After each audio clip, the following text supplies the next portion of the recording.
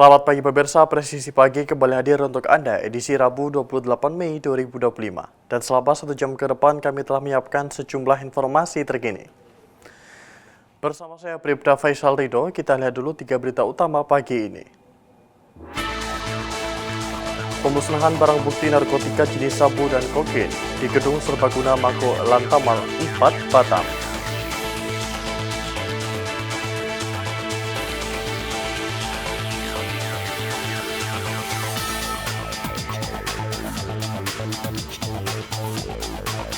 Ditreskrim Polda Kalimantan Barat melaksanakan kegiatan deklarasi Rise and Speak, berani bicara selamatkan sesama, lindungi anak dari kekerasan dan pornografi.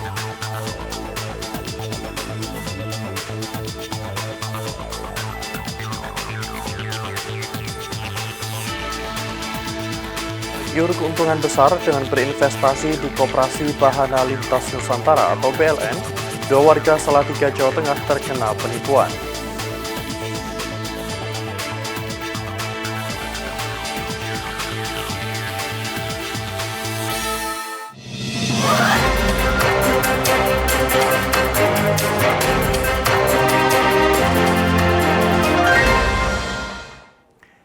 Di informasi pertama, pemirsa, dalam sebuah langkah tegas memerangi peredaran narkotika, kegiatan pemusnahan barang bukti narkotika jenis sabu dan kokain seberat 2061 ton dilaksanakan di Gedung Serbaguna Mako Lantamal 4 Batam pada Selasa 20 Mei 2025, pukul 13 waktu Indonesia Barat.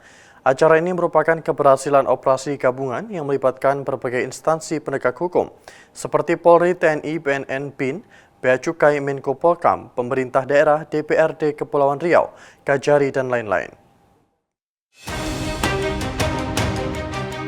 Kegiatan penting ini dihadiri oleh sejumlah pejabat tinggi negara yang menunjukkan komitmen serius pemerintah dalam memberantas kejahatan narkotika.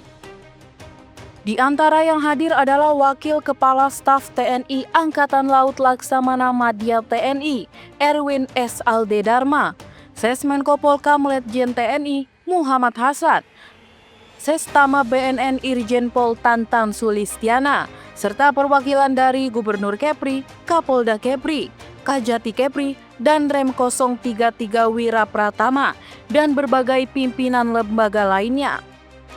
Wakil Kepala Staf TNI Angkatan Laut Laksamana Madya TNI Erwin S. Aldedarma mewakili Kepala Staf TNI Angkatan Laut Laksamana TNI Dr. Muhammad Ali menyampaikan apresiasi setinggi-tingginya atas keberhasilan prajurit TNI Angkatan Laut dalam menggagalkan penyelundupan narkotika oleh kapal asing berbendera Thailand di wilayah laut teritorial Indonesia.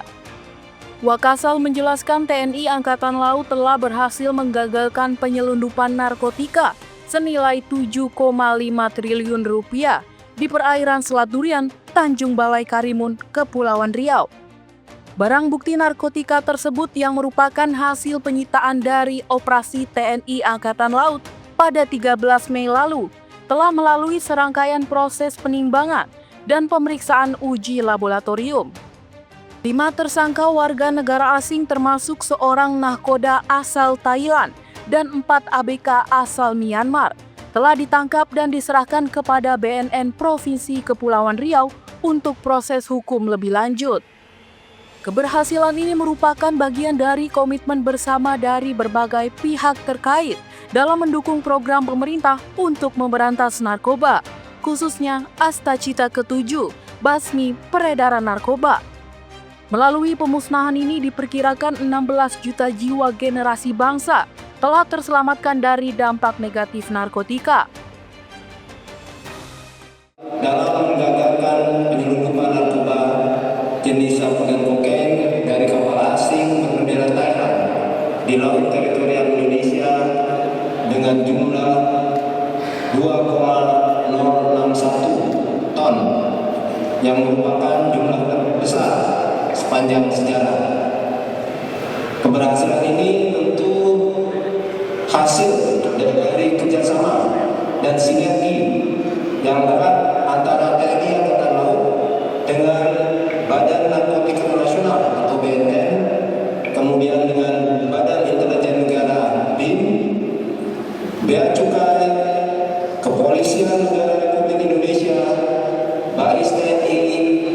Kejaksaan, Kepri, dan Pengadilan Negeri, dan seluruh FKPD Kepri dan FKPD Tanjung Balai Karimun. Pertukaran informasi ini telah dilaksanakan dengan baik dan telah membuahkan hasil yang luar biasa dalam menjaga perairan Indonesia dari ancaman kejahatan transnasional, khususnya penyelundupan narkoba. Perang melawan narkoba bukanlah tugas instansi semata, melainkan menjadi tanggung jawab bersama seluruh komponen bangsa. Peningkatan kewaspadaan serta penegakan hukum yang tegas dan berkesinambungan harus dilakukan. Dari Humas Polda Kepulauan Riau melaporkan untuk Polri TV. Pemirsa, Direktorat Reserse Kriminal Khusus atau Ditreskrimsus Polda Sumatera Utara berhasil menggagalkan praktik penimbunan bahan bakar minyak atau BBM bersubsidi di wilayah Kecamatan Pancur Batu, Kabupaten Deli Serdang. Dalam operasi yang dilakukan pada Rabu pagi 21 Mei, 2 orang pelaku berhasil diamankan bersama barang bukti lebih dari 1,8 ton BBM jenis Pertalite dan solar.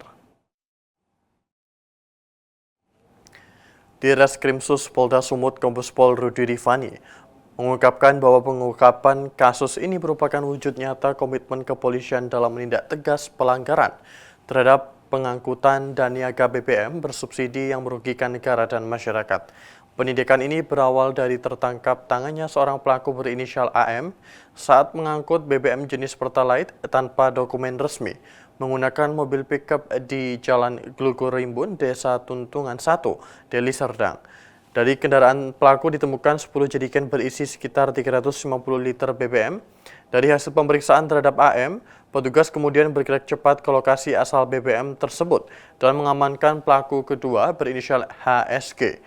Di rumah HSG ditemukan 39 jerigen berisi Pertalite dan 4 jerigen berisi solar, yang seluruhnya merupakan BBM bersubsidi dan diduga diperoleh dari agen premium dan minyak solar setempat. Total barang bukti yang diamankan dari kedua pelaku mencapai lebih dari 1.850 liter BBM bersubsidi. Selain BBM bersubsidi, polisi juga menyita 1 unit mobil pick-up Daihatsu Grand Max yang digunakan dalam pengangkutan ilegal, serta sejumlah dokumen kendaraan. Kedua pelaku saat ini telah ditahan di RTP di Tahti Polda Sumatera Utara untuk menjalani proses hukum lebih lanjut.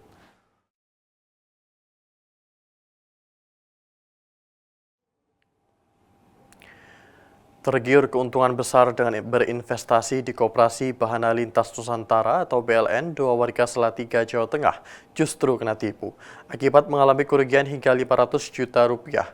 Lebih, kedua korban akhirnya melapor ke Polres Salatiga. Polres Salatiga menerima laporan terkait kasus dugaan penipuan di Koperasi Bahaya Lintas Nusantara atau BLN. PLH Kasih Humas Polres Salatiga, Ibda Sutopo, mengatakan ada 2 pelapor yang membuat laporan resmi. Sutopo mengatakan 2 pelapor tersebut berasal dari Kota Salatiga dan Kabupaten Demak, dengan masing-masing kerugian mencapai 500 juta rupiah lebih. Menurut Sutopo, kedua orang tersebut baru bergabung menjadi nasabah Koperasi BLN selama 2 bulan dan 3 bulan. Dari Polres Salatiga akan melakukan pendalaman dan berkoordinasi dengan Satgas Pasti atau Satuan Tugas Pemberantasan Aktivitas Keuangan Ilegal dari OJK. Menerima pengaduan dari masyarakat sebanyak 2 orang terkait dengan investasi di Koperasi BLN. Untuk korban yang melapor yang saat ini itu baru sekitar 2 bulan, yang satunya itu sudah sekitar 3 bulan melaksanakan investasi di BLN. Namun demikian harapannya bahwa apa yang dijanjikan di BLN itu tidak terlaksana. Sementara itu, RH, salah satu pelapor, mengaku di bulan Januari 2025 mulai berinvestigasi sebesar 552 juta rupiah dengan perjanjian dapat keuntungan 1/12 dari nilai investigasi dengan perhitungan selama 2 tahun. Awal mula tertarik itu Januari tahun ini, di awal Januari ya. Karena ada teman satu kelompok gitu yang cerita bahwa uangnya masuk ke situ.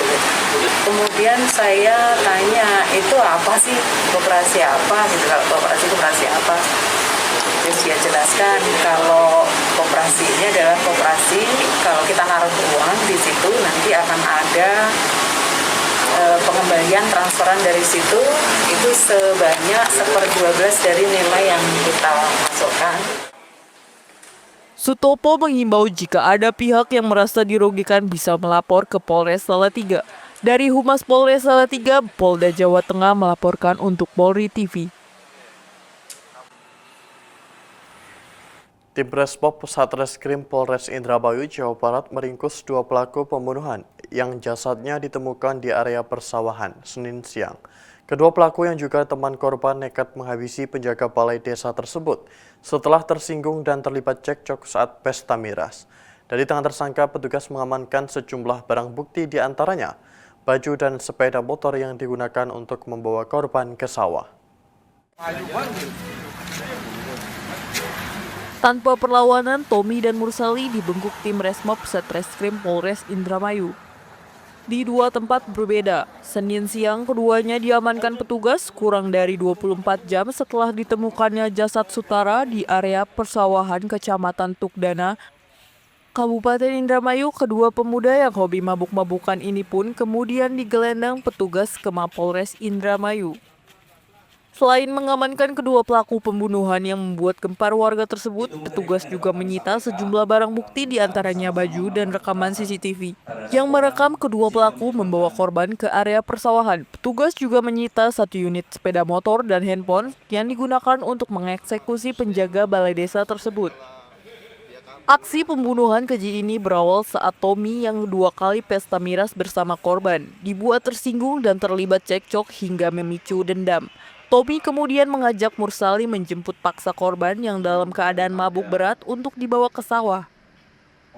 Di jalan sawah, kedua pelaku kemudian memukuli dan menginjak kepala korban secara brutal hingga bersimbah darah dan merenggang nyawa di lokasi kejadian.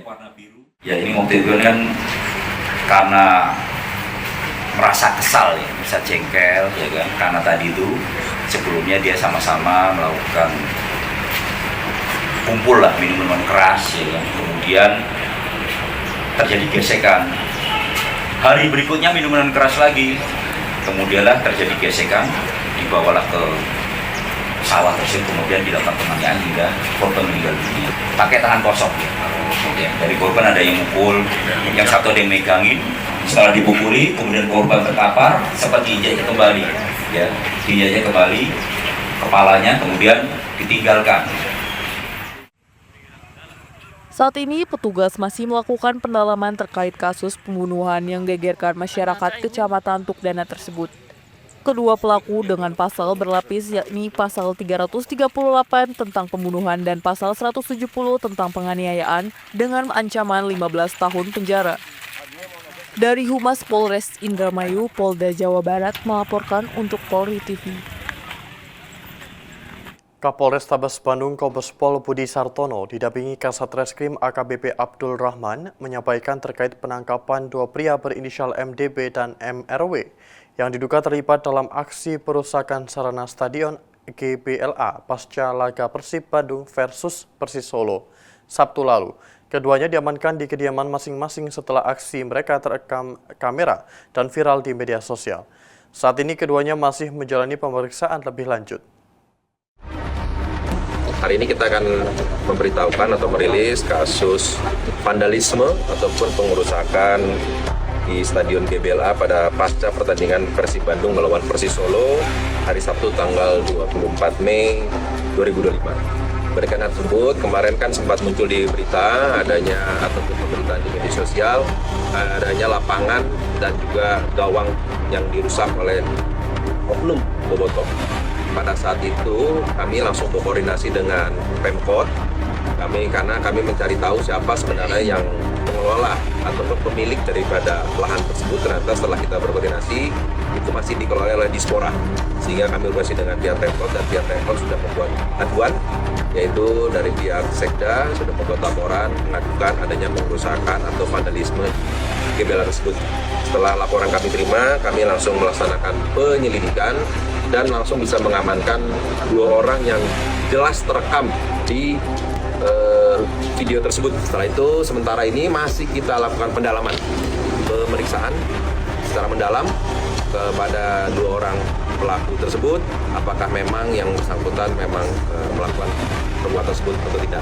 Dan kami juga masih melakukan pencarian terhadap para pelaku lain yang memang teridentifikasi melakukan vandalisme atau monster. Tetaplah bersama kami, Presisi Pagi akan segera kembali.